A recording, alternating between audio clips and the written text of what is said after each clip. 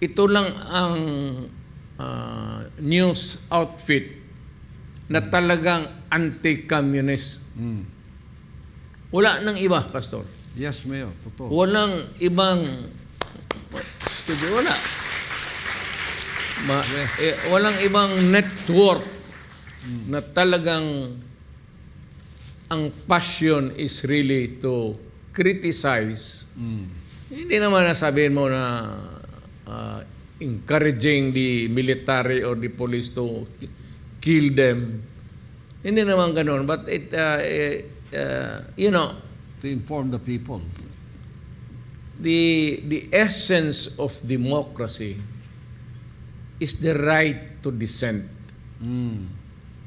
Kung may sabihin ka, then I have the right to agree or disagree with you. Kung dito naman ako, kayong nandyan, kung tanggalin mo yung right to dissent, then there is no democracy at all. Oo.